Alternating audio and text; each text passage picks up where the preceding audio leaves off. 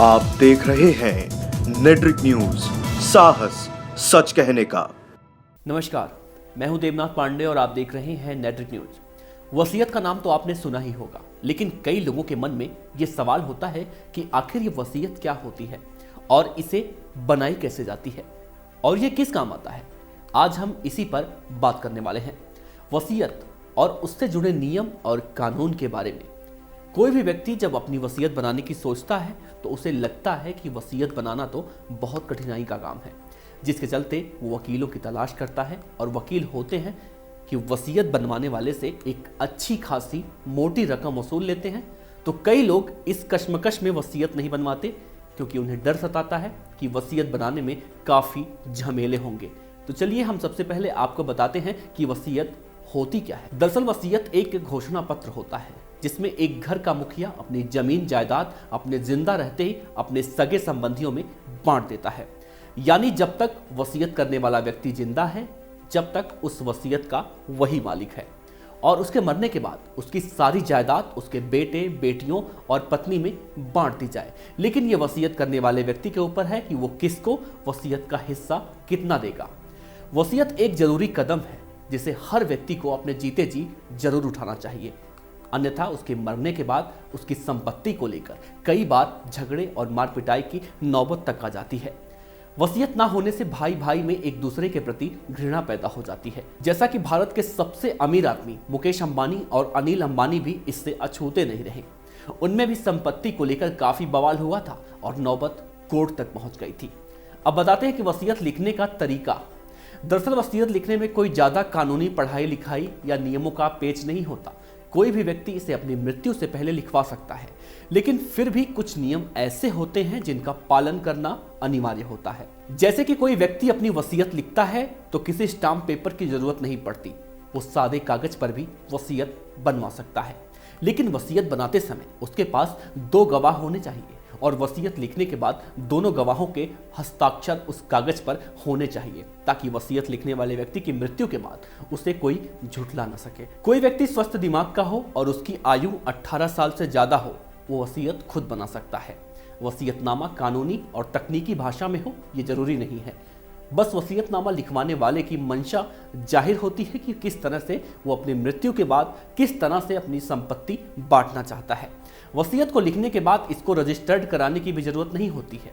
वो अपने किसी सगे संबंधी के पास भी वसीयत बनाकर रख सकता है, लेकिन फिर भी अगर रजिस्टर्ड करा लिया जाए तो अच्छा ही रहता है। वसीयत लिखने वाले व्यक्ति के साथ 2 गवाहों का होना इसलिए जरूरी होता है क्योंकि जो हस्ताक्षर वसीयत करने वाला कागज पर करेगा वो हस्ताक्षर उसी के हैं, ये प्रमाण हो सके। और यदि किसी संपत्ति के मामले में एक से ज्यादा बार वसीयत लिखी गई है और वसीयत लिखने वाले की मौत हो जाती है और उस दौरान आखिरी वसीयत को ही सही माना जाएगा। अगर वसीयत बनाने वाले व्यक्ति को लगता है कि वसीयत में कुछ बदलाव करना चाहिए तो कितनी बार भी वसीयत में बदलाव कर सकता है।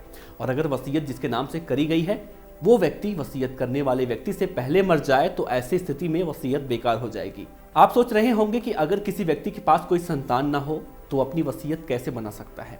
तो हम आपको बताते हैं कि अगर किसी व्यक्ति के पास संतान या कोई रिश्तेदार नहीं है तो अपनी संपत्ति उस व्यक्ति को देकर जा सकता है जो उसकी सेवादारी करता हो या फिर वसीयत करने वाले व्यक्ति ने उसे गोद लिया हो। अगर उसके पास ये सब भी नहीं है तो अपनी संपत्ति की वसीयत चैरिटी के नाम कर सकता है। चलिए बात करते हैं वसीयत के उत्तराधिकारी के बारे में। उत्तराधिकार कानून के तहत अगर किसी व्यक्ति ने अपना वसीयत नाम नहीं लिखा है तो उसके मरने के बाद उसकी संपत्ति किसे मिलेगी, यह एक सवाल होता है।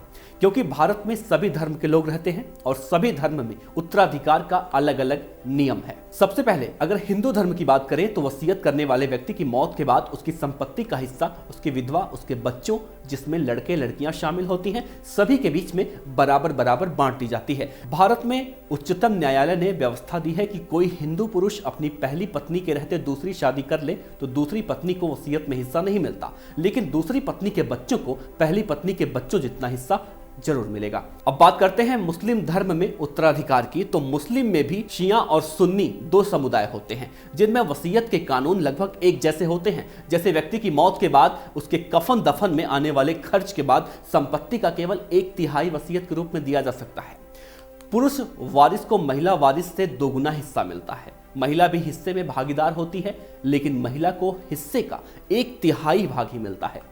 किसी व्यक्ति के जीवित रहते ही उसके बेटे को हिस्सा मिलेगा, ना कि उसके पोते पोती को। ऐसे ही ईसाई और यहूदियों का वसीयत कानून अलग होता है, जिसमें भारतीय ईसाइयों और यहूदियों को संपत्ति में मिलने वाला वसीयतनामा कुछ और ही कहता है। जैसे कि व्यक्ति की विधवा को 1/3 संपत्ति में हक पाने का अधिकार होता है, बेटे और बेटियों में बराबर का हक होता है। अगर मरने वाले की मां जिंदा है तो उसे आधी संपत्ति मिलती है, अगर मां नहीं है तो मरने वाले के पिता को आधी संपत्ति दी जाती है, और अगर कोई भी नहीं है तो मरने वाले व्यक्ति के भाई बहनों में हिस्सा बराबर बराबर बांट दिया जाता है। पारसियों के उत्तराधिकार थोड़े अलग होते हैं। जैसे कि पुरुष की संपत्ति में उसके विधवा, बच्चों और माता पिता में बढ़ती है, तो लड़के तथा विधवा को लड़की से दोगुना संपत्ति का हिस्सा मिलता है। किसी महिला की संपत्ति उसके पति और बच्चों में बराबर बराबर हिस्सों में बढ़ता है, तथा पति की संपत्ति के बंटवारे के समय उसमें पत्नी की निजी संपत्ति नहीं जोड़ी जाती। पारसियों में पत्नियों को अपनी संपत्ति का पूरा अधिकार होता है। पारसियों में किसी लड़की की शादी होती है तो उसे स्त्री धन के तहत माना जाता है।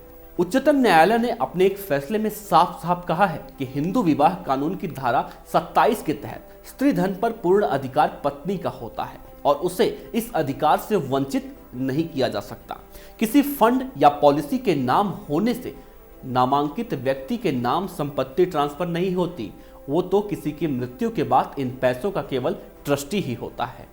वसीयतनामा एक जरूरी और अहम कदम होता है, और अगर कोई भी वसीयतनामा बनाता है, इन जरूरी बातों का ध्यान रखना चाहिए। ऐसे ही तमाम जानकारी के साथ हम फिर से जल्दी हाजिर होंगे। तब तक आप देखते रहिए नेटरिक न्यूज, और अगर आपको ये जानकारी अच्छी लगी हो तो हमारे चैनल नेटरिक न्यूज को लाइक और सब्सक्राइब करना बिल्कुल भी ना भूलें। हमारे साथ जुड़े रहने के लिए हमारे YouTube चैनल को सब्सक्राइब करें, साथ ही बेल आइकन को दबाएं। नेटरिक न्यूज की खबरें सबसे पहले देखने के लिए।